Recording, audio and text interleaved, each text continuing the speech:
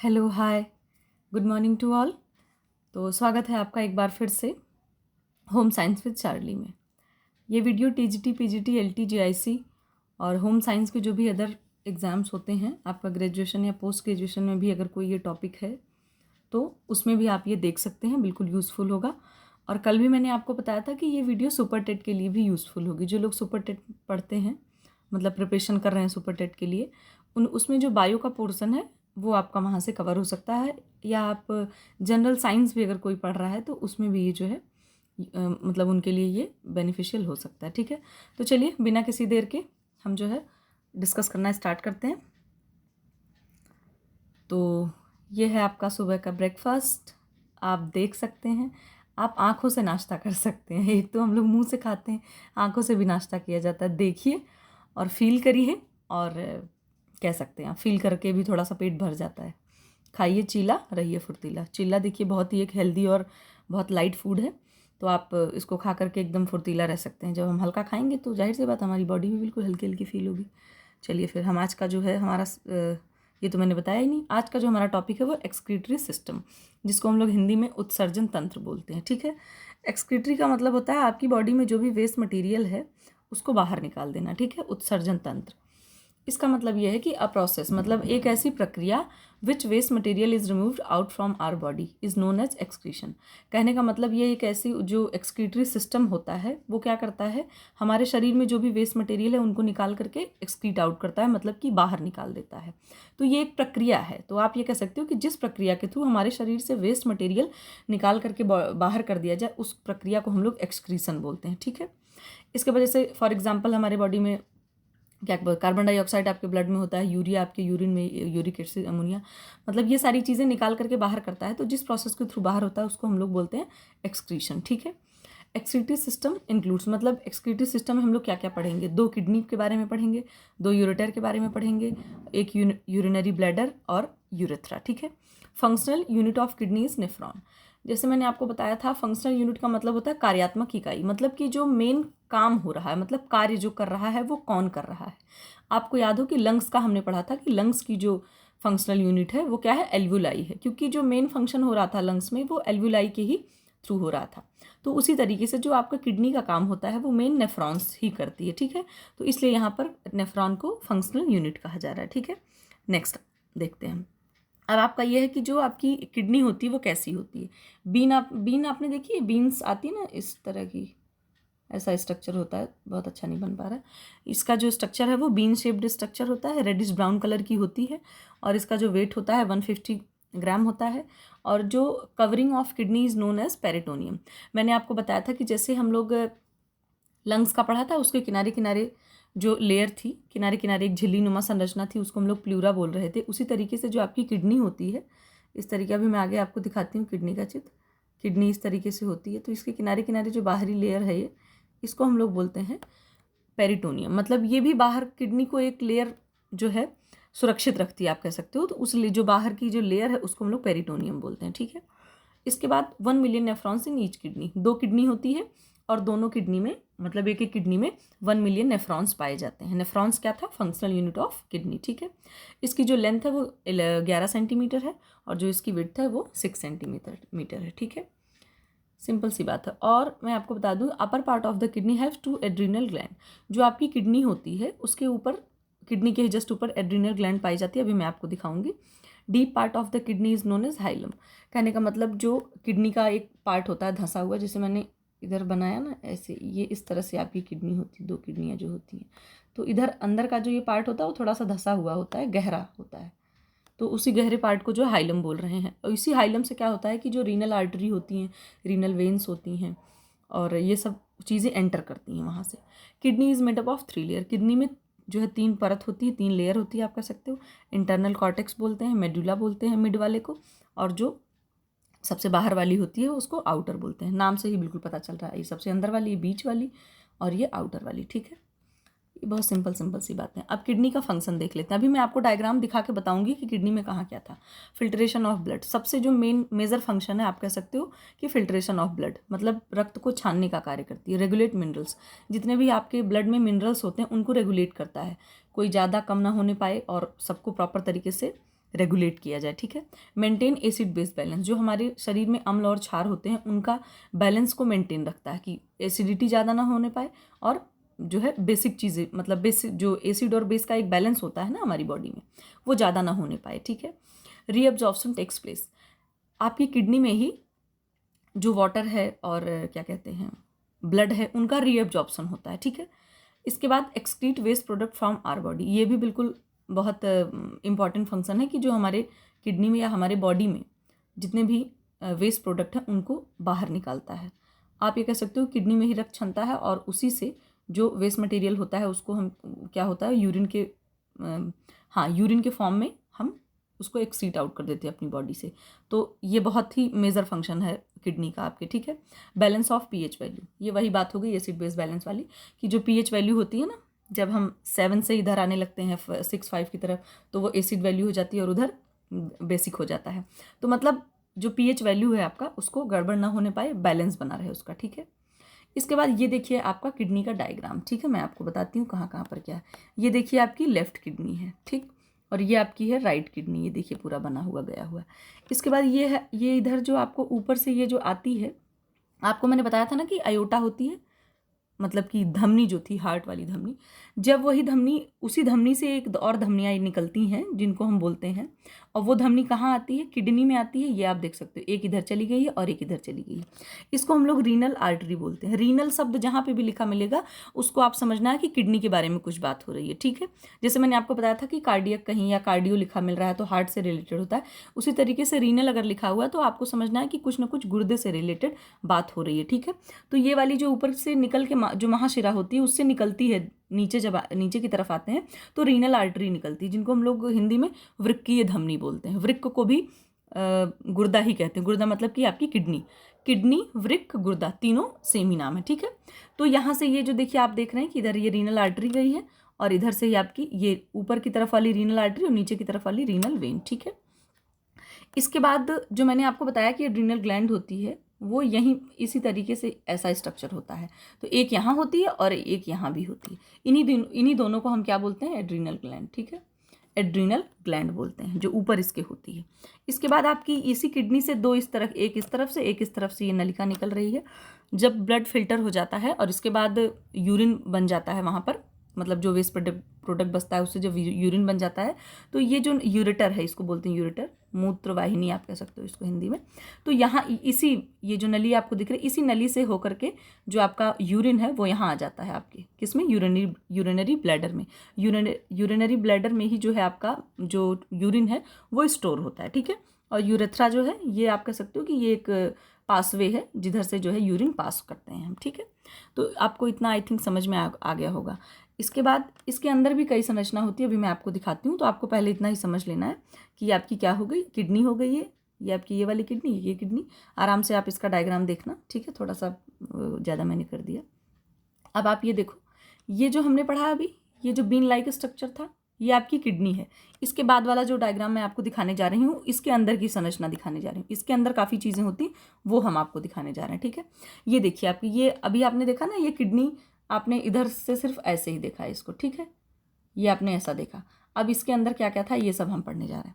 इसमें देखिए है क्या कि इसके अंदर ये आपकी पूरी ये जो बाहर वाला लेयर है इसको हम लोग कॉर्टेक्स बोल रहे हैं। अभी जब मैंने आपको बताया किडनी की परतें होती हैं, तो ये जो आउटर लेयर है उसको हम लोग कॉर्टेक्स बोल रहे हैं। और इसके अंदर ये आपको दिख रहा है ये चीज़, इसके अंदर जो होता है इसको हम लोग मेडुला बोल रहे हैं, ठीक। इसके बाद वही रीनल आर्टरी है और ये रीनल वेन है आपकी। और ये जो आपको दिख रहा है ये इस तरह सारे छोटे छोटे कई सारे वो दिख रहे हैं, यही हैं आपके नेफ्रॉन्स, ठीक है। और इस नेफ्रॉन्स के अंदर जो आपको बहुत सारे इस तरीके का दिख रहा है, ये सब होते हैं आपके ग्लोमेरुलस। अब आप ग्लोमेरुलस क्या है अभी आगे बताते हैं आपको। नेफ्रॉन इसकी बहुत इंपॉर्टेंट टर्म है। तो आपको ये समझना है कि नेफ्रॉन्स जो होता है वो कहाँ पे स्थित है, मेडुला में, ठीक है। मेडुला मतलब कि मिड, उसकी जो अंदर की लेयर है मिड लेयर है। और ये आपकी यूरेटर है। यहाँ यहीं से जब ब्लड फिल्टर हो जाता है और यूरिन बन जाता है तो यहीं से देखिए, यूरेटर का मतलब वही मूत्रवाहिनी से होकर के वो नीचे यूरिनरी ब्लैडर में आ जाता है। ये डायग्राम आपको याद रखना है, बाहर वाली लेयर को कॉर्टेक्स, अंदर वाली लेयर को मेडुला। और ये जो स्ट्रक्चर आपको दिख रहा है इस तरीके का कई सारा 1 2 3 4 5 6, इसी को बोलते हैं नेफ्रॉन। ये देखिए लिखा हुआ है, ठीक है। और ये याद रखना कि रीनल आर्टरी, यहाँ से ही ब्लड आएगा फिल्टर होने के लिए, और यहाँ से जो रीनल वेन है यही ब्लड लेकर के जाएगी अभी आपको बताते हैं पूरा क्या है मैकेनिज्म इसका। अब जो नेफ्रॉन है, नेफ्रॉन का बहुत मेजर रोल है, यही है नेफ्रॉन जो आपको मैंने भी दिखाया। ये चीज़ ध्यान से देख लीजिए कि नेफ्रॉन यही है, और हर किडनी में 1 मिलियन नेफ्रॉन पाए जाते हैं, ठीक है। Nephron is the microscopic structure and functional unit of the kidney. अभी हमने पहले जो पढ़ा वही बात है, बहुत माइक्रोस्कोपिक, बहुत ही बारीक होते हैं ये, ऐसे नॉर्मल तरीके से नहीं दिखेंगे आपको। It is composed of renal corpuscles and renal tubules. कहने का मतलब ये है कि इसमें जो दो तरह की चीज़ें होती हैं, एक होता है रीनल कार्पसल और एक होता है रीनल ट्यूब्यूल। किसमें? नेफ्रॉन में दो चीज़ें होती हैं, ठीक है, एक ये और आपकी एक ये, ठीक है, रीनल कार्पसल और renal tubule. Renal corpuscle consist of glomerulus and a cup shaped structure called Bowman's capsule. जो आपका मैंने दो चीज़ें बताई ना, रीनल कार्पसल और रीनल ट्यूब्यूल। तो जो रीनल कार्पसल उसमें दो चीज़ें होती हैं, क्या होता है, एक होता है ग्लोमेरुलस और दूसरा आपका होता है वुमेन्स कैप्सूल। अब ये क्या है दिखाती हूँ मैं आपको। ये देखिए, ये है आपका ग्लोमेरुलस, एक सेकेंड, ये है आपका क्या है, ये ग्लोमेरुलस है, ठीक है। ये ऊपर से ब्लड आता है इसमें, ये आपको दिख रहा होगा, यहाँ से ब्लड आता है, यहाँ ब्लड फिल्टर होता है, यहाँ से ब्लड निकल जाता है। खैर आप ब्लड मत समझिए, आप ये समझिए, ये जो इसके अंदर ये सब चीज़ें भरी, ये जो आपको बहुत सारा कुंडली टाइप का, मतलब बहुत कंडेंस फॉर्म में ये रेड कलर का दिख रहा है, ये यहाँ पे लिखा भी हुआ है ये आपका ग्लोमेरुलस है। और ये कप शेप्ड भी हमने पढ़ा ना, ये जो कप शेप्ड है ये होता है वुमेन्स कैप्सूल, ठीक है। और ये जो नीचे से नली निकलती है उसको प्रॉक्सिमल ट्यूब्यूल्स बोलते हैं। आप अभी इतना मत देखो, सब सिर्फ आप इतना ही समझो कि ये जो थोड़ा ब्लूइश कलर का ये कप टाइप का दिख रहा है, इसको घेरे हुए है, ये आपका वुमेन्स कैप्सूल है। और इसके अंदर जो ये बहुत सारी नलिका जैसा गोल गोल भरा हुआ है, इसको हम लोग ग्लोमेरुलस बोलते हैं, ठीक है। अब आगे देखते हैं इसमें क्या है। ये देखिए, जो आपका नेफ्रॉन है, मैंने बताया कि उसमें दो चीज़ें होती हैं, रीनल कॉर्पसल होता है, ये देखिए रीनल कॉर्पसल, और ये आपका रीनल ट्यूब्यूल्स। तो हमें रीनल कॉर्पसल के अंदर क्या क्या पढ़ना है, ग्लोमेरुलस और वुमेन्स कैप्सूल। और रीनल ट्यूब्यूल्स में आपकी ये चार चीज़ें हैं, proximal convoluted tubule, loop of Henle, distal convoluted और कलेक्टिंग डक्ट, ठीक है। तो पहले हम ये पढ़ेंगे रीनल कॉर्पसल क्या है। रीनल कॉर्पसल में जो ग्लोमेरुलस था वही network of tiny arterial capillaries. मैंने आपको बताया कि ऊपर से रीनल आर्टरीज आती हैं, ठीक है। अभी बताती हूँ आगे। ये आप ये समझ लो कि, एक सेकेंड, आप ये समझ लो कि ये जो मोटा वाला दिख रहा है आपको, ये मोटा जो ऊपर से मोटी वाली जो नलिका आ रही है, ये आप मान के चलो कि ये जो क्या है, रीनल आर्टरी है।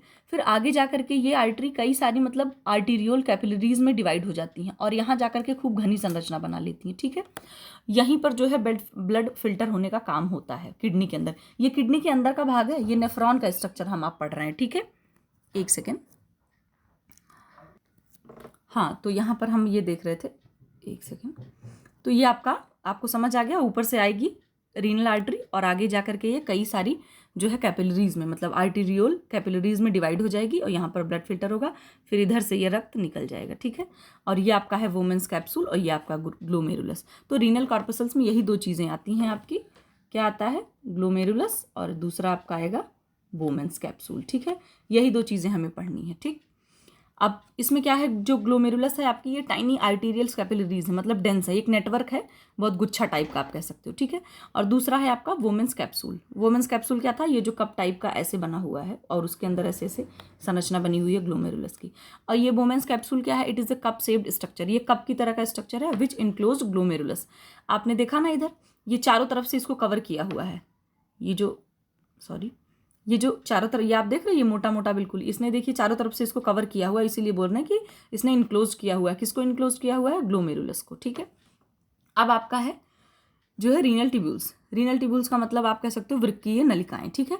तो इसमें आपको दिख रहा है प्रॉक्सिमल कॉन्वोलेटेड ट्यूब्यूल्स को शॉर्ट फॉर्म में पीसीटी भी बोलते हैं, लूप ऑफ हैनले को लूप ऑफ हैनले बोलेंगे। इसका हिंदी में भी सब यही नाम है, तो आप मतलब इंग्लिश वाला ही आप हिंदी में ऐसे लिख के याद कर सकते हो, बट यही ईजी है, ज़्यादा टफ नहीं है। डिस्टल कॉन्वोलेटेड ट्यूब्यूल डीसीटी बोलते हैं, और कलेक्टिंग डक्ट, ठीक है। अब हमें एक एक करके पूरा, ये तो आपने पढ़ लिया ग्लोमेरुलस और वुमेन्स कैप्सूल। अब हमें रीनल ट्यूब्यूल्स वाला पढ़ना है जिसमें चार चीज़ें पाई जा रही हैं। कौन सा पढ़ना है, रीनल ट्यूब्यूल्स वाला। ये आपका नेफ्रॉन का स्ट्रक्चर है, ठीक है। जो आपका है ये नेफ्रॉन का पूरा, इसको अच्छे से आप देख लीजिए कि ये पूरा नेफ्रॉन का स्ट्रक्चर है। पॉज करके भी आप देख सकते हैं कहाँ पर क्या चीज़ें होती हैं। इसमें देख लीजिए आप, बिल्कुल यही देखिए, ये आपका ग्लोमेरुलस है, अंदर जो पूरा नेटवर्क था, टाइनी नेटवर्क था बिल्कुल। और ये इधर भी आप देख सकते हो कप जैसा स्ट्रक्चर बना हुआ है, इसको वुमेन्स कैप्सूल बोलते हैं।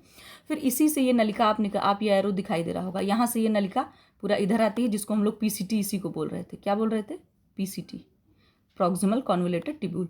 जब ब्लड फिल्टर होता है तो फिर यहाँ आता है, फिर नीचे की तरफ आप देख सकते हो ऐसे ऐसे आते हुए ये कहाँ आता है, लूप ऑफ हेनले में।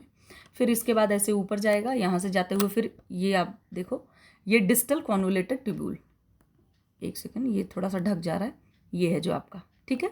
इसके बाद यहीं से फिर देखिए कलेक्टिंग डक्ट, और यहाँ से फिर ये नीचे आ जाता है। यहाँ पर जो होता है जितना मटेरियल वो कलेक्ट रहता है, और यहीं से आप ये आ जाता है किसमें, जो आपका यूरेटर होता है। आगे भी पूरा फंक्शन बताएंगे। ये मैंने एक डायग्राम लगाया कि आप देख लो कि नेफ्रॉन का स्ट्रक्चर कैसा होता है, और जब ब्लड फिल्टर होता है तो कैसे कैसे पास होता है, और कैसे कैसे वो कलेक्टिंग डक्ट में जाकर के यूरिन बन जाता है, और कैसे ब्लड पूरा फिल्टर होकर के सब जगह डिस्ट्रीब्यूट होता है, ठीक है। ये वही चीज़ है, ग्लोमेरुलस वाला ही है। ग्लोमेरुलस क्या है, आर्टीरियल कैपिलरीज का एक गुच्छा टाइप का है, और बोमेंस कैप्सूल क्या है, जो कप शेप्ड था, कप शेप्ड था, और उसने क्या किया हुआ था, ग्लोमेरुलस को फिल्टर मतलब इनक्लोज किया हुआ है। ये था ना हमारा ऐसे करके बोमेंस कैप्सूल ऐसे ऐसे था, और उसके अंदर इस टाइप से जो आपका ग्लोमेरुलस था उसको उसने गुच्छे के रूप में चारों तरफ से कवर किया हुआ, ठीक है। अच्छे से याद कर लीजिए इसको। अब हमारा जो ये देखिए आप, ये जो था ना रीनल ट्यूब्यूल्स, क्या था, रीनल ट्यूब्यूल्स, इसमें 4 चीज़ें पढ़नी हमें, इनका क्या काम है और क्या होता है, ठीक है। तो सबसे पहले हम पढ़ने जा रहे हैं पीसीटी, जिसको हम बोल रहे हैं प्रॉक्सिमल कॉन्वोलेटेड ट्यूब्यूल, ठीक। It lies between Bowman's capsule and loop of Henle. ये इसका जो मतलब लोकेटेड है, ये वो वोमेंस कैप्सूल और लूप ऑफ हेनले के बीच में स्थित है, ठीक है। और पीसीटी का मतलब वही proximal. PCT responsible for the reabsorption of sugar, sodium chloride, ions and water from glomerular filtrate. कहने का मतलब इसका जो काम होता है, जो चीज़ें मैंने आपको बताया कि ग्लोमेरुलस में क्या होता है, ब्लड पूरा फिल्टर हो जाता है, सारी चीज़ें फिल्टर हो जाती हैं। तो फिल्टर होने के बाद दोबारा से वो आता है ना, नीचे की साइड आता है, अभी बताया मैंने आपको कि नीचे से आया और नीचे आने के बाद जब मतलब कि पीसीटी में जब आ जाता है ब्लड, तो ये फिर से वहाँ पर चीज़ें जो होती हैं रीअब्जॉर्ब होती हैं, जो चीज़ें किडनी नहीं एब्जॉर्ब कर पाई थी उसको ये फिर से रीअब्जॉर्ब करता है। उसमें आपका सोडियम क्लोराइड, कुछ शुगर हो गया, और इसके बाद वाटर हो गया। तो उन चीज़ों को आप ये कह सकते हो कि पीसीटी में रीअब्जॉर्प्शन का काम होता है। रीअब्जॉर्ब क्या होगा, ग्लोमेरुलस चीज़ों को फिल्टर करता है और चीज़ों को अपने पास रख लेता है, जिसको उसको वापस ब्लड में भेजना होता है। ग्लोमेरुलस क्या करता है, फिल्टर करने का काम करता है। किसको फिल्टर करता है, ब्लड को। तो जो चीज़ें वो नहीं अपने अंदर एब्जॉर्ब कर पाता है, वो चीज़ें नीचे आने के बाद थोड़ा सा, जब ये नीचे आने का मतलब यहाँ पर इस बात से है कि यहाँ पर देखिए ब्लड फिल्टर हुआ और ग्लोमेरुलस ने रख ली अच्छी अच्छी चीज़ें, जो डिज़ायरेबल सब्सटेंस थे, जो ब्लड के लिए, आपकी बॉडी के लिए ज़रूरी थे, उनको उसने रख लिया। इसके बाद ब्लड को नीचे की तरफ भेज दिया, और यहाँ भेजने के बाद क्या होगा, यहाँ पे यूरिन बनता, मैंने आपको बताया ना इस तरफ। तो ब्लड यहाँ से जब ग्लोमेरुलस ब्लड को फिल्टर करने के बाद जब पीसीटी में भेज देगा, तो कुछ ऐसे सब्सटेंस होंगे जो थोड़े ज़रूरी होंगे, और उसको क्या करेगा, जो ज़रूरी होंगे उसको पीसीटी फिर से एब्जॉर्ब कर लेगा, और जो नहीं ज़रूरी होंगे उसको तुरंत नीचे की तरफ भेज देगा, ठीक है। इसके बाद है आपका loop of Henley. Loop of Henley फिर यहाँ से जो है एब्जॉर्ब होकर के कहाँ आ जाता है ब्लड, आपका लूप ऑफ हेनले में, ठीक है। ये नीचे की तरफ ये एक फंदा लाइक स्ट्रक्चर दिख रहा है ना, इसीलिए इसको जो है लूप ऑफ हेनले बोलते हैं। तो यहाँ पर जब ब्लड आता है तो लूप ऑफ हेनले का काम क्या होता है कि ये जो कुछ बच गया होता है, ठीक है, कुछ आयंस या वाटर या ऐसे कुछ पदार्थ होते हैं जो बच गए होते हैं, उनको ये अपने पास से ट्रांसपोर्ट कर देता है। कि देखिए लिखा हुआ ना, transport of ions and water and the concentration of urine, मतलब कि यूरिन बनाने के लिए जो कुछ चीज़ें इसके पास बची होती हैं या बच गई होती हैं या रहता है पहले से, उसको ये ट्रांसपोर्ट कर देता है। किधर ट्रांसपोर्ट कर देता है, ऊपर की तरफ, इधर डिस्टल कॉन्वोलेटेड ट्यूब्यूल में, कि भाई ठीक है ले जाओ और यूरिन का फॉर्मेशन करो, ठीक है। इसके बाद थर्ड है आपका डिस्टल कॉन्वोलेटेड ट्यूब्यूल। क्या है, डिस्टल कॉन्वोलेटेड ट्यूब्यूल। बोथ, और जो आपकी डिस्टल कॉन्वोलेटेड ट्यूब्यूल है और जो आपकी कलेक्टिंग डक्ट है, ठीक है, ये दोनों मेनली किस लिए कंसर्न करती, मतलब क्या काम करती हैं, ये जो वाटर है, इलेक्ट्रोलाइट है, और जो हाइड्रोजन आयंस होते हैं उनको बैलेंस करता है, ठीक है। बैलेंस करता है कि कोई चीज़ गड़बड़ ना होने पाए, मतलब कि जो आपका यूरिन बनेगा उधर जा करके वो कुछ भी उसमें डिसबैलेंस ना रहे, जितने भी उसमें क्या बोलते हैं, जितने कंपाउंड होते हैं वो एक डिजायरेबल और एक बैलेंस में हों, है ना। अगर यूरिन में कोई चीज़ कम ज़्यादा हो जाती है तो बॉडी में मतलब जो है कोई गड़बड़ी हो सकती है, ठीक है। तो इसीलिए बोल रहे हैं कि जो डिस्टल कॉन्वोलेटेड ट्यूब्यूल का है वो क्या करता है, रेगुलेट करेगा जो भी चीज़ें उधर से आई हैं। और कलेक्टिंग डक्ट का क्या काम होता है कि वो कलेक्ट कर लेता है। कलेक्टिंग डक्ट से नाम ही आपको समझ आ रहा है, कलेक्ट कर लेता है। किसको कलेक्ट कर लेता है, जो चीज़ें ऊपर से आई हैं अभी तक उनको कलेक्ट करने का काम करता है, ठीक है। तो आई थिंक आपको ये समझ में आया होगा। यहाँ पर ब्लड फिल्टर हुआ ग्लोमेरुलस में, ठीक है, ग्लोमेरुलस में ब्लड फिल्टर हुआ, और इसके बाद फिल्टर करने के बाद वो जो अच्छे पदार्थ हैं जो शरीर के लिए आवश्यक हैं उनको अपने पास एब्जॉर्ब कर लेगा, फिर यहाँ भेज देगा। किस में भेजेगा? ये जो प्रॉक्सिमल कॉन्वोल्यूटेड ट्यूब्यूल है। यहाँ आने के बाद अगर कुछ ऐसे पदार्थ होंगे जो बच गए होंगे, जो जिसको ग्लोमेरुलस एब्जॉर्ब नहीं कर पाया होगा, उसको ये दोबारा से एब्जॉर्ब कर लेता है। ठीक है कि भाई तुम इतना नहीं एब्जॉर्ब, तुम देखो 2-3 चीज़ें तुमसे छूट गई, इसको मैं एब्जॉर्ब कर ले रहा हूँ। ये एब्जॉर्ब कर लेगा। इसके बाद ये नीचे की तरफ फिर से ब्लड आ जाएगा। कहाँ आ जाएगा? लूप ऑफ हेनले में। ये क्या करेगा? ये कहेगा लो भाई थोड़ी चीज़ें हमारे पास भी हैं, और या जो चीज़ें तुमने नीचे ऊपर से आई हैं उसको ये फिर से अपनी तरफ देखेगा, और इसके बाद फिर जो इसके पास भी जो होगा वो दे देगा, और ये फिर ट्रांसपोर्ट हो जाएगा ऊपर की तरफ, इसको भेज देगा। ऊपर की तरफ भेजने के बाद आ जाएगा ये डिस्टल कॉन्वोल्यूटेड ट्यूब्यूल में, जिसको हम लोग DCT बोल रहे थे। DCT भी इसको देख लेगा कि सारी चीज़ें डिजायरेबल हैं, कोई वो नहीं है। इसके बाद यहाँ से होने के बाद कहाँ आ जाएगा? कलेक्टिंग डक्ट में। कलेक्टिंग डक्ट में ये कलेक्ट हो जाएगा, और यहीं से आपका जो है आगे आ जाता है क्या? यूरेटर आ जाता है, आपकी मूत्रवाहिनी, और वहाँ से जो है जो यूरिन होता है वो आ जाता है आपके यूरिनरी ब्लैडर में। ठीक है, ये एक तरीके से आप कह सकते हो कि नेफ्रॉन का पूरा स्ट्रक्चर था और क्या क्या काम था इसका। यही चीज़ हम अभी जब फॉर्मेशन ऑफ यूरिन पढ़ेंगे तब भी हम यही चीज़ पढ़ेंगे। ठीक है, और इसमें देखिए जैसे PCT लिखा हुआ ना कि lies between Bowman's capsule and loop of Henley, तो आप देख सकते हो कि ये आपका क्या है? ये ग्लोमेरुलस है, और ये आपका लूप ऑफ हेनले, और ये बीच में है, उसमें लिखा हुआ ना between glomerulus and loop of Henley. तो देखो ऊपर ग्लोमेरुलस है और नीचे लूप ऑफ हेनले, और बीच में प्रॉक्सिमल कॉन्वोल्यूटेड है। ठीक है, मैं ठीक है कई बार बोलती हूँ, कुछ लोग बोर हो जाते होंगे, सॉरी, मेरी आदत है, मैं कोशिश करूँगी कि ये थोड़ा सा कम हो जाए। ठीक है, अब है आपका, जैसे हम लोगों ने हार्ट का पढ़ा था कि हार्ट को ब्लड कैसे मिलता है, तो उसी तरीके से होता क्या है, इसमें भी थोड़ा सा है वही कि गुर्दे तक जो रक्त लाता है, मतलब जब हार्ट से आपके ब्लड गुर्दे तक आएगा फिल्टर होने के लिए, हार्ट तो पंप कर रहा था, फेफड़ा शुद्ध कर रहा था, और जो गुर्दा है आपका, मतलब जो आपकी किडनी है, वो फिल्टर करेगी। तो फिल्टर करने तक, हार्ट से लेकर के किडनी तक लाने के लिए कोई होना चाहिए, कोई साधन होना चाहिए ना। तो वहाँ से, मतलब हार्ट से लेकर के किडनी तक रक्त लाने का जो काम करती है वो कौन सी धमनी होती है आपकी? रीनल आर्टरी बोलते हैं उसको। क्या बोलते हैं? Renal artery. और ये जो रीनल आर्टरी होती है ये महाधमनी की ब्रांच होती है। ठीक है, महाधमनी जो अयोटा थी, जो सबसे आपके शरीर की सबसे बड़ी धमनी है, वो उसी की ब्रांच होती है। भाई चलो मैं गुर्दे में, ये लो तुम गुर्दे में जाओ, रक्त लेकर के जाओ फिल्टर करने के लिए।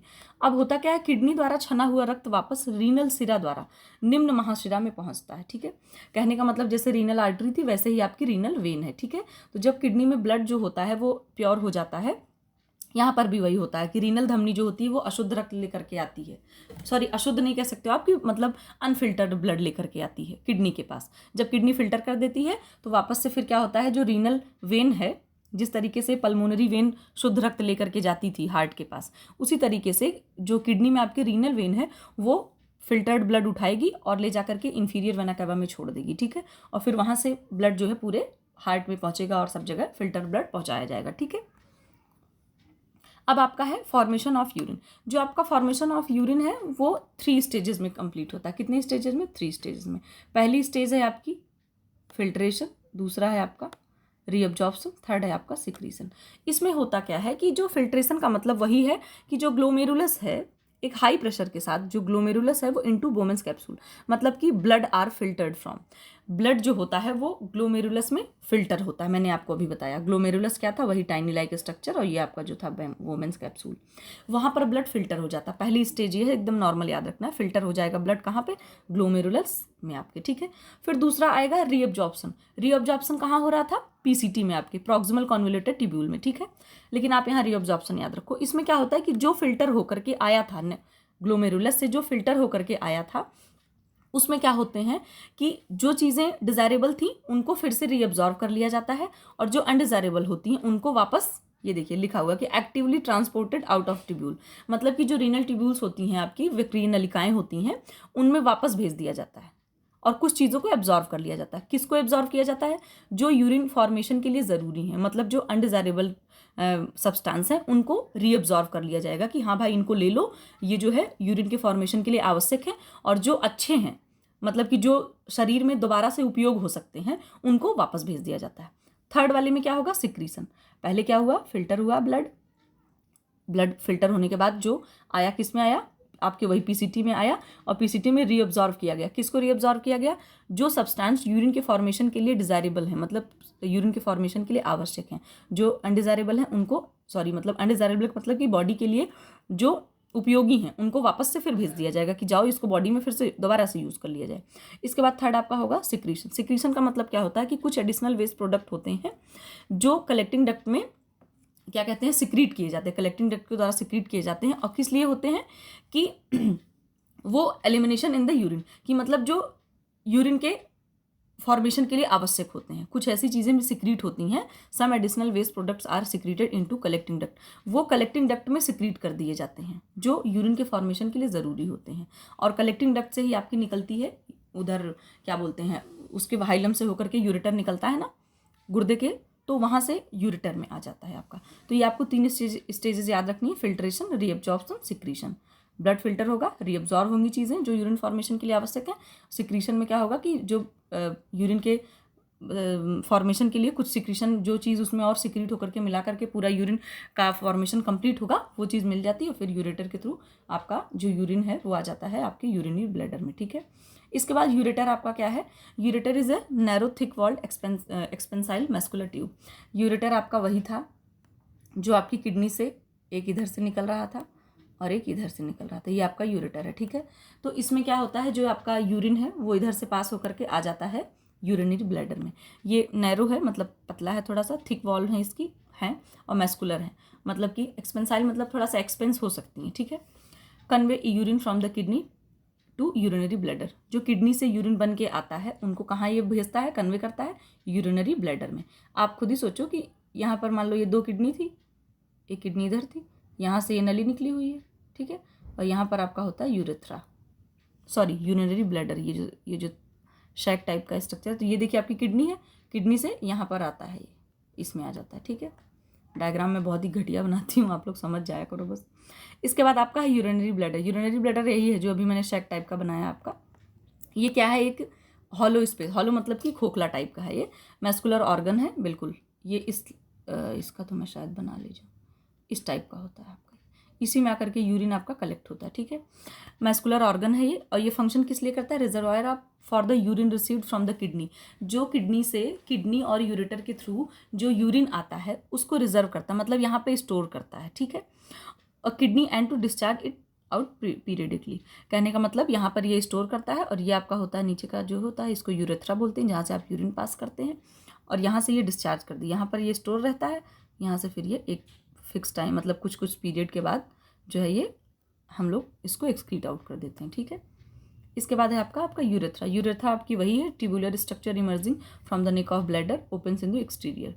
कहने का मतलब ये है कि जो आपका यूरिनरी ब्लैडर है उसी के नेक से ये जो है इमर्ज होता है, और कहाँ खुलता है? बाहर की तरफ आकर के खुलता है, जहाँ से हम यूरिन पास कर देते हैं। ठीक है, एक second.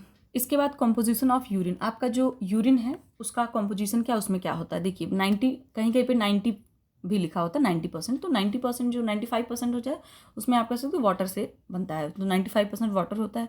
Urea 2%, uric acid, creatinine, ammonia, acetone bodies ये सब 2 से 3% होती हैं। Sodium chloride, potassium chloride, phosphate, calcium, ये सारी चीज़ें मतलब उसमें होती हैं। थोड़ा सा याद रखिएगा क्या क्या होता है, एग्जाम में कभी कभार पूछा जा सकता है, आपको पता होना चाहिए। इसके बाद जो हमारे यूरिन का कलर होता है, पिगमेंट होता है, वो थोड़ा सा येलोइश होता है ना, तो वो यूरोक्रोम एक पिगमेंट होता है, उसकी वजह से होता है। ठीक, येलो कलर जो होता है। स्मेल ऑफ यूरिन, यूरिन में जो स्मेल आती है वो क्यों आती है? Due to presence of ammonia, ammonia होता है उसमें। और यूरिन का जो पीएच होता है वो 4.5 to 8 होता है, लेकिन एवरेज अगर देखा जाए तो 6 होता है। दोनों याद रखिएगा, एग्जाम में जो आपको मिल जाए उस पर टिक कर देना है। और यूरिन का जो अमाउंट होता है, मतलब एक दिन में आप कह सकते हो कि कितना यूरिन प्रोड्यूस होता है, तो वो 1.5 से 2 लीटर पर डे में होता है। ठीक है, यहाँ पर डे होगा, एस हो गया, सॉरी। इसके बाद जीएफआर का फुल फॉर्म होता है ग्लोमेरुलर फिल्ट्रेशन रेट। ये ग्लोमेरुलर फिल्ट्रेशन रेट क्या है? जो ग्लोमेरुलस था ये आपका था जो वुमेन्स कैप्सूल, और इसके अंदर जो ग्लोमेरुलस भरा हुआ था, तो ये जो रक्त में ये जो ब्लड को फिल्टर करने का काम करता है, इसका रेट कितना है, मतलब कि ये 1 मिनट में कितना ब्लड को फिल्टर कर पाता है, उसी को बोलते हैं ग्लोमेरुलर फिल्ट्रेशन रेट। ठीक है, तो ये कितना 1 मिनट में, ये देखिए लिखा हुआ है कि 125 ml पर मिनट, मतलब कि 1 मिनट में 125 ml ब्लड को फिल्टर करता है। ये रेट आपको याद रखना है, एग्जाम में बिल्कुल सीधा सीधा क्वेश्चन आ सकता है। अब इसमें क्या है कि कुछ ये टर्म ये है कि जब आपकी यूरिन में कुछ प्रॉब्लम हो जाती है तो उन टर्म्स को क्या क्या बोलते हैं। तो ये कुछ ऐसे पदार्थ होते हैं जो आपकी प्रोटीन में आ जाते हैं, उस वजह से जो आपके यूरिन का कॉम्पोजिशन है वो गड़बड़ हो जाता है और आपकी बॉडी में कुछ न कुछ डिसऑर्डर क्रिएट हो जाता है। तो सबसे पहला आपको दिख रहा होगा एल्ब्यूमिन्यूरिया। एल्ब्यूमिन्यूरिया आपको समझ में आएगा अगर मैं ये छिपा दूँ, मतलब कि अगर मैं ये यूरिया को कट कर दूं तो आप इसको पढ़ोगे एल्ब्यूमिन। इसका मतलब ये होता है एल्ब्यूमिनुरिया की स्थिति तब आती है शरीर में जब आपके यूरिन में एल्ब्यूमिन प्रोटीन का सिक्रीशन होने लग जाता है। आपने सुना होगा कि यूरिन में प्रोटीन आ रहा है, ठीक है। तो प्रोटीन आना ये जो है सही सिग्नल नहीं है, इसका मतलब है कि आपकी किडनी में कुछ गड़बड़ी क्रिएट हो सकती है, ठीक है। तो एल्ब्यूमिन प्रोटीन अगर आने लग जा रहा है तो उस स्थिति को हम एल्ब्यूमिनुरिया बोलते हैं। ग्लाइकोसूरिया सबने नाम सुना होगा शायद। डायबिटीज़ जब हो जाता है लोगों को तो उनके यूरिन में ग्लूकोज आने लगता है, तो उस स्थिति को हम बोलते हैं ग्लाइकोसूरिया। इसके बाद होता है ग्लोमेरुलोनेफ्राइटिस। इसका मतलब होता है कि जो ये अभी हम लोगों ने ग्लोमेरुलस पढ़ा ना, जो टाइनी लाइक स्ट्रक्चर था इस तरीके का, उसका ग्लोमेरुलर नेफ्राइटिस तब होता है जब आपके ग्लोमेरुलस में कोई इन्फेक्शन हो जाता है, ठीक। एन्यूरिया का मतलब होता है failure of kidney to produce urine. जो हमारा किडनी है वो यूरिन प्रोड्यूस कर ही नहीं पाती है, ठीक है। तो उस स्थिति को हम बोलते हैं एन्यूरिया, ठीक। इसके बाद तो इसी के साथ ये वीडियो यहाँ पे ख़त्म होती है और आपका किडनी का चैप्टर भी ख़त्म होता है। अगर कुछ रह गया हो तो कमेंट सेक्शन में बता सकते हैं, मैं फिर से बताऊँगी आपको। और आप ये कोट पढ़िए, today is hard tomorrow will be verse but the day after tomorrow you will be sunshine. इसको देखिए, पढ़िए, समझिए और इस पे काम करिए। और बिल्कुल सही बात है, एकदम सही लिखा हुआ है कि नेवर गिव अप, कभी छोड़ना नहीं चाहिए। लेकिन इसके साथ ही मैं आपको ये कहूँगी कि कभी छोड़ना नहीं चाहिए, उसके साथ साथ ही आपको प्लानिंग और एक अपने गोल को देखते हुए प्लान करना है और उसके हिसाब से आपको फिर एक्ट करना है। और एक्ट जो करना है उसको एक्टिवली करना है, इनएक्टिव वे में नहीं करना है। एक्टिव होकर के करिए, खुश होकर के करिए और मोटिवेट रहिए। और चलिए फिर ठीक है, पढ़ते रहिए और मैं फिर से आपके लिए नई वीडियो लेकर के आऊँगी नेक्स्ट टॉपिक की। तब तक के लिए पढ़िए, खुश रहिए, स्वस्थ रहिए। चलिए, okay, bye bye, take care.